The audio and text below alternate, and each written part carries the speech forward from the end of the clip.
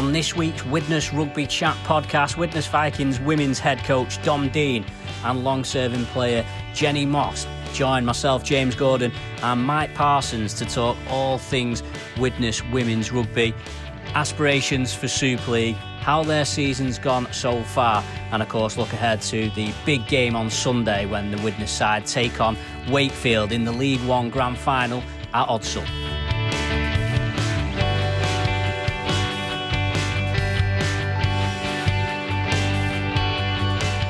Right, well, thanks for sitting down with us, Dom, Jenny. Big game this weekend and the end of the season. How much are you looking forward to it? Yeah, it's been a long year. I think we've been in training since last October, so near enough 12 months with the pre-season and the season and all the hard work that the girls have put in during the off-season and during the season. They're where they need to be, and it's been a class year so far. I know Mike's going to get into a bit of the nitty-gritty with you in a little while, but just talk to us and everyone about the journey that you've been on over the last couple of seasons. I know when the Women's Super League came in, Widnes initially was part of it and then didn't make it quite to the starting fence, and then over the last couple of years the women's teams started to become established again. You come in last year and taken over. How have you seen it develop from when you first come into where you are now? It was just about, from the outside looking in before I came in, it was just all about just setting those foundations of what the team needed to progress. I come in and we've put some plans together as a squad and said, look, this is where we want to be in a couple of years, short term and then medium term, what we want to achieve medium term and then long term, which ultimately is Super League.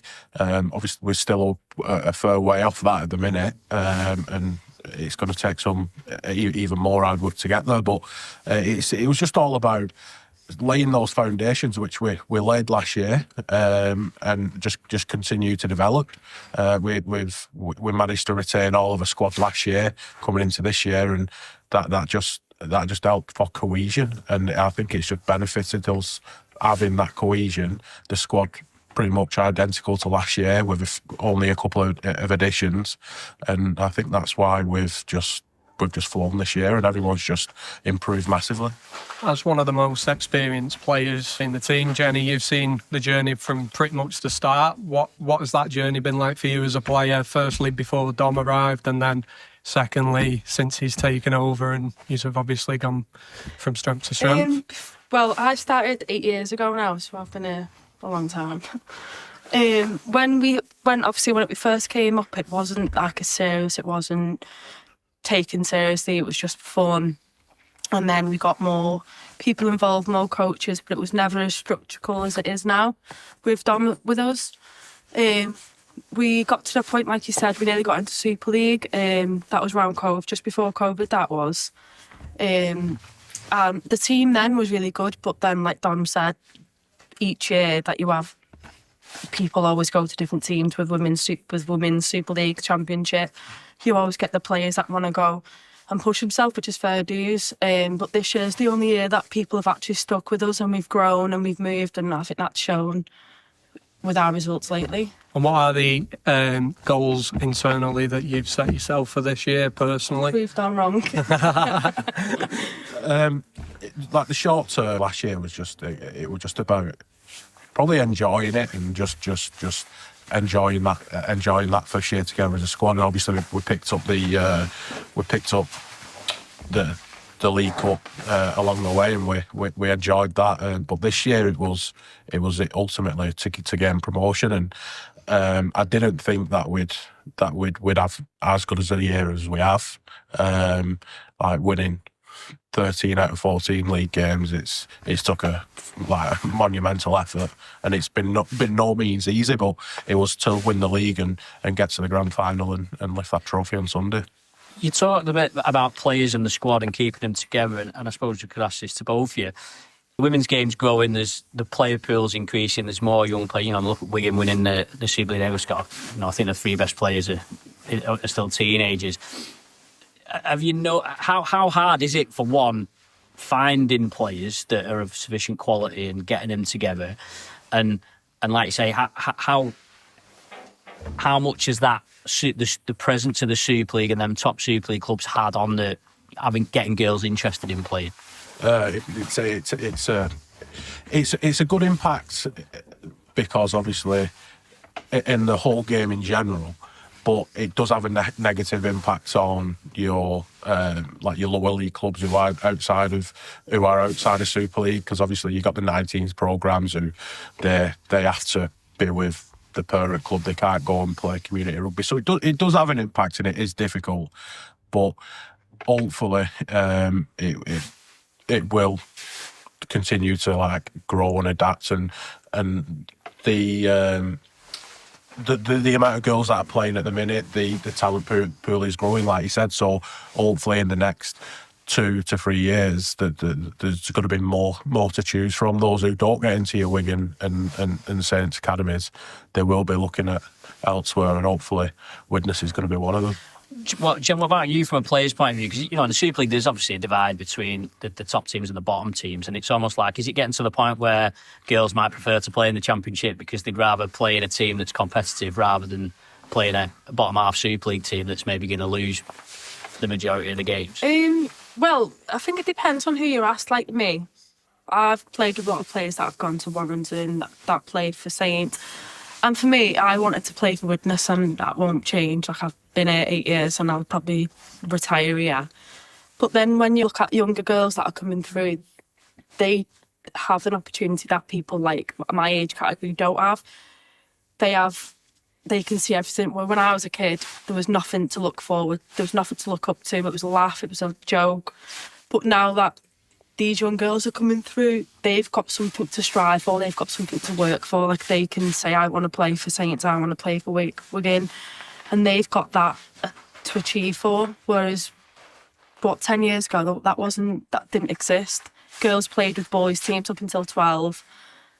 And then your 14s and 16s were mixed. Like, for me as a kid, I used to have to go to St Helens. Widnes used to join St Helens, and I used to go and play in Yorkshire. But now there's like multiple girls teams within different towns and counties. So because of the service you've given to the club, you are one of them role models that obviously young girls coming into the mix are looking up to and aspiring to be. How do you find that role? I mean, it's a big role. So it's something to be proud of. Like, Esme comes down, Sarah's daughter, she's always wanting to come play for us, and then you've got Vicky's daughter.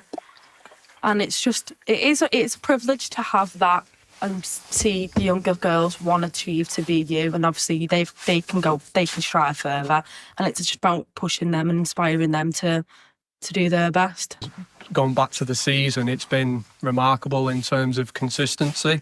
Doing the maths and stuff, I think you're conceding on average around 8 or 9 points. There's obviously one game that stands out where Fryston overcome you. What went wrong in that game, and is that actually something moving towards the weekend where you've actually galvanised from that point and then leap forwards, and that'll help you and stand you in good stead for the weekend? Yeah, I don't think anything particularly went wrong in that game, to be honest with you. Like, from our perspective, I think we came off that pitch, and there was a couple of poor decisions go against us, especially in the last 10 minutes. I mean, we should have seen the game out, but we didn't. And obviously, we'd come off the pitch, and everyone was saying, you know what, that wasn't a loss. And I think it's because the girls didn't treat that game as a loss. They threw everything at Fryston, and we should have wrapped it up. But we've learned from that, and we've learned to see games out. Again, it's just been a learning curve from last year where we have been in front and we've let leads slip. So yeah, we built on that. Everyone remained positive, and I said we'd. If we played like that for the rest of the year, I couldn't see us losing in the league. And from that point, we went 13 games unbeaten in the league, and it's just the girls' determination and desire. Really, they just kept going. Like, we've been in games where games haven't gone our way, and we've been losing with 5-10 minutes to go, and we come back and just find a way to win. And we've had games where we've not played well, and we've just found that way, and it shows the character that we've got. Sorry, mate. Are you disappointed that the final's not at home? You know, in the men's championship, men's League One, and stuff like that. It's always been the home, you know, the highest placed team. But for whatever reason, in your women's division, they've got you playing on a neutral venue. It is frustrating, yeah. But we're going to see it as a day out. It's a day out. Yeah. The girls will enjoy it. It's a coach journey, and them coach journeys are always fun, eventful. So hopefully we can have that. To end the season this weekend. What's your feelings going into the game, Jenny? I think it's us, especially going as a coach together, I think it brings us together, doesn't it, before we play? Like, we're all together, we're all having a laugh, and then as soon as we get off that bus, we're ready. I'm excited. Can't wait to lift the winning medal, whatever it is. So, as a player, you play a loose forward, obviously a key position. We've already discussed that you are a key player, a leader in that team. Where's this game going to be won and lost for you? I think our defence will win it. I think our defence, when we're on fire, I don't think no one will get past us. And then obviously we've got Hannah and Neve that can just finish the game for us. What's it like for the girls? You know, you're amateur community players, if you like, and you train once, twice a week, whatever you train. What's it like for you, like in the week and building up to the game? Are you living and breathing it? You know, you've all got jobs and stuff, but I guess it's something that we don't really consider because, you know, we're so used to following the men's game and the full-time players and the pattern. But what's it like? You know, you're just doing this for fun, technically, but you're trying to make it as professional as possible. Yeah. How much does it take over your mind and your thoughts away from when you're not at training and a match day? To be fair, our group chat doesn't stop, does it? No. That's constantly going off. So even if you try to get away from it for 5 minutes, someone's popped something in the chat. But you've got mums, you've got firefighters, you've got all sorts in our group. You've got teachers. Obviously, you can't concentrate on rugby 100% at the time. You've got to be a mum. You've got to be a partner.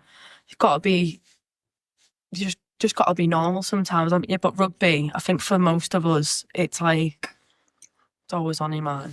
And how much of that extra coaching stuff do you do? You know, you can video all the games and you can analyse it and all that. How do you do any of that? And is that something that, despite the nature of it, is getting more and more prominent even in the women's game? Yeah, we do a bit of analysing, especially when our games are recorded. We don't record them every game, especially away. But when we're over here, the girls can watch the games when we're at the DCBL because it's the club get it video for us, and I do ask them to have a look at their performances and give feedback what they can work on and what they think that went well for them. So yeah, we do analyse it.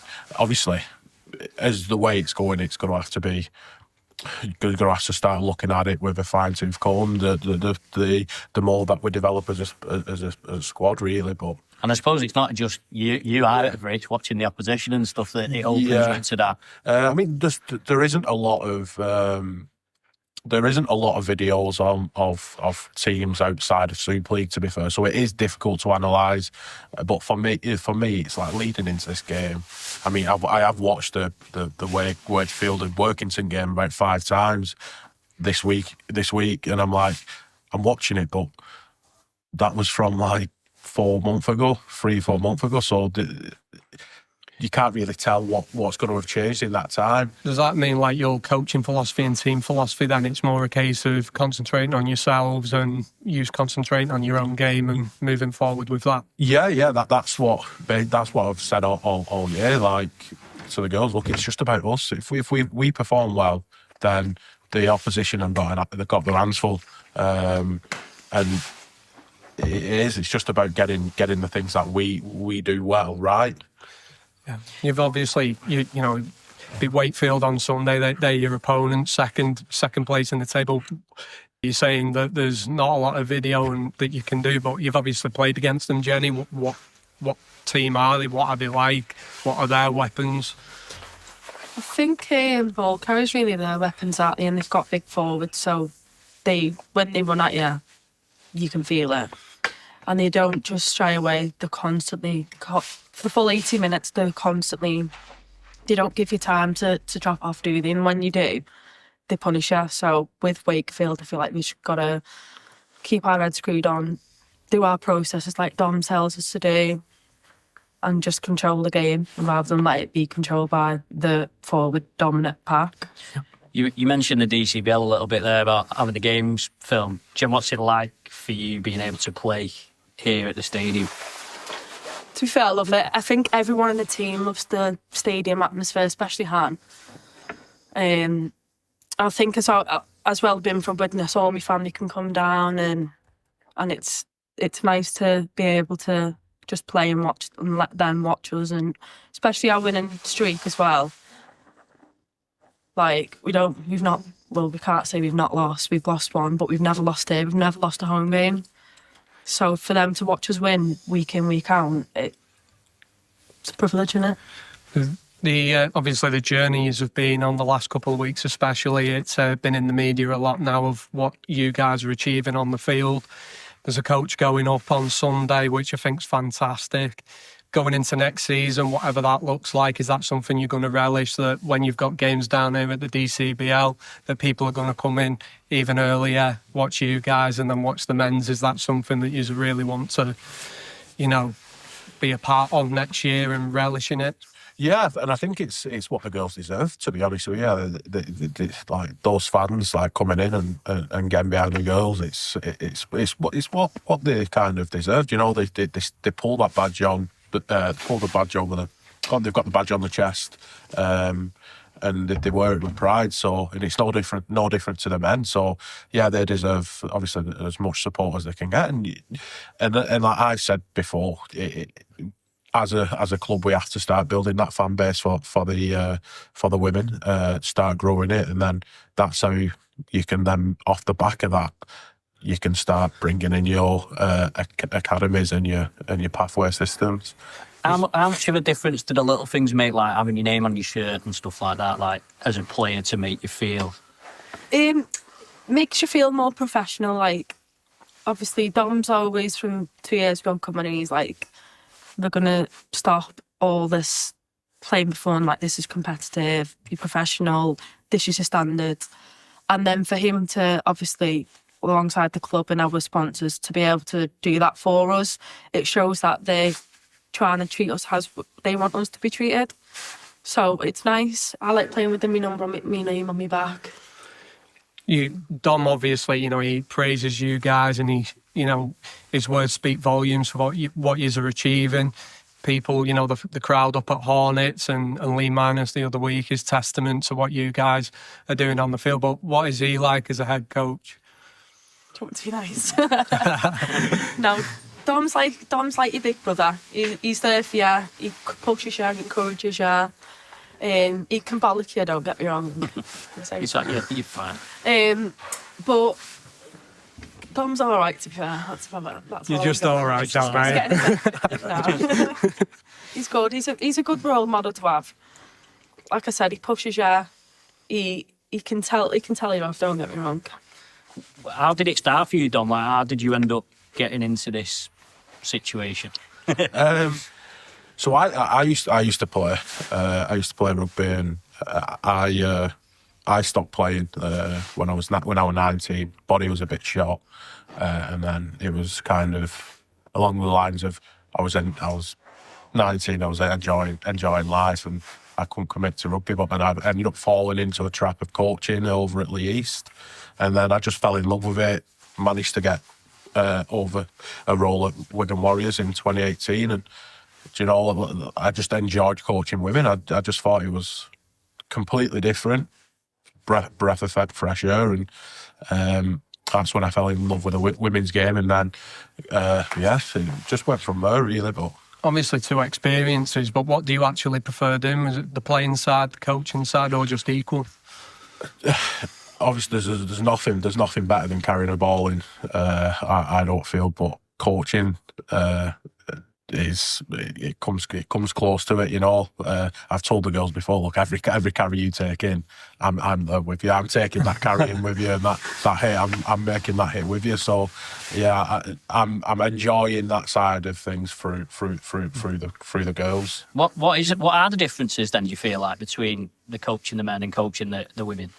Well, I've never coached men. I've only ever coached juniors and women, but like coaching juniors and women, they're very, very similar, because of how you have to approach, obviously, how you have to approach women and juniors. Like you can scream at men. You can't scream at like juniors and women, especially when you've got 20 women, 30 women in the changing rooms. They'll all have you, but it is the transferable skills. But it's good because women take a lot more on board. They do take a lot on board, to be fair. Talk about taking things on board. You've got players in the ranks that have got representative honours. Just talk to us a little bit about them girls, and for people who are going up, travelling up on Sunday, what are them players like, the positions they play and what they bring to your team? Oh, they're massive, to be honest. It's like with the international reps, I think it's a testament to the team for those individuals. Because like Hank work gets the rewards on the back of our dominant pack. So without our dominant pack, Hank work probably couldn't be as effective or as elusive as she is, because once the middles are tired, Hank work will run right. And that's same with Neva on our other edge. So yeah, like it's a testament to the team, and but again, it's a testament to that Hank with how well she works. Like she's an absolute athlete. She's a beast, to be fair. Hard working, committed. So she deserves it. Again, with Lily Wilco, I think she's still a raw talent. She's always played 9, but this year she's been competing with Jenny for her 13 shirt. And to be fair, she's had games where she's smashed it, and you think that could be all position. But that's just like for Lily, she's just adapting and learning. But she's got honours in England under 21s, and it's well deserved because she's got talent. And then over to Becky Webb. Again, she's just another athlete. Like she's played hockey at a high level and swimming, national swimmer. So she's got those attributes to be a really competitive athlete. And even though she is still raw as a rugby league player. She's new to the game. She's only been playing a couple of years, and I think again it's just a testament to her development. That she's got international honours. Is there always a bit of a worry when they get called up for these things that you're like, oh, someone's going to notice them, and like you almost don't want them to be discovered in some ways because you don't want to lose them to maybe a Super League team? Yeah, there's always that. I mean, we were sat in this room in August, and we was having a good chat, and I said, look, we're coming to the end of the season, and whenever that time comes, just be open and honest. If you're gonna go to a Super League club and you want to chance your arm, I'd never stand in anyone's way. It might be difficult letting people go, but people want to test themselves, and I look at it as well from a coaching point of view. If Hannah Quirk goes and plays Super League, or Becky Webb or Lily Wilco, off the back of the international reps, it's like I've helped them to get there. So from a coaching point of view, it is a proud moment. So I've never stand in anyone's way. Don's just mentioned there about competition for places. How do you cope with that pressure that you got so many under 21s after your jersey? Does that kick you on? And it makes me work harder. So start of the year, Don was like, "That's it, no 13 for you." Now it's like, okay, what's my downfall? I was like, where can I improve on? And he was like, ball handling, and I was like, okay. I was like, I'll prove you wrong. And I did, didn't I? Yeah. Competition, though. I think healthy competition, it never goes wrong. you're competing with someone against your shirt, so you want to prove you're better than that person in that position. So I think it's only going to make you stronger if you've got competition. If you don't, you just kick back, don't you? Because you've not got really much to worry about. You're not as bothered. Where when you've got competition, especially for me, I'm like, no, that's my shirt. Just makes you more hungry to strive for better. We might get some comments about the men's team regarding that, actually, talking about squad size. But I think that's what we've kind of like last year. That's probably what we missed because like players did get complacent after the cup final last year. Players got complacent. We didn't have the biggest squad. We've not got the biggest squad this year, but we've got players competing for shirts in more than one position, so everyone's been on the toes, and I think that's been another factor of why we've been so consistent. It must be a challenge to manage a larger number, though, because ultimately you're playing. You've still got, if you're not playing and you're turning up every week and you're coming to training and stuff, you must got to manage that situation carefully because you don't want to alienate players who then can't get a game because you need them. You might need them at some point. Yeah, it is difficult. It is difficult, and it's you're walking a tightrope with it at times because you don't want to upset people, and they're not easy conversations to have. But everyone's on the same page. They kind of know, well, from 1 week I might not get a game, but the week after I may get game time. How close are you set on your starting team for Sunday? Oh, it's been sewn up for the last 2 weeks, to be honest. As soon as we finished that game, I'd already done it. Yeah. Tell us tonight. Yeah. I'm one of them. Like as soon as the game's finished, I'm on to the next one, and I'm thinking about the next one. Then, as soon as that whistle goes. A kind of a final message for the supporters heading up on Sunday afternoon. What would be your message to them? If they've not seen us so far this year, I think they'll be surprised with how well we can play. We play with high intensity. There'll be some big hits going in. We play with flair at times and composure. So yeah. Come down, enjoy it.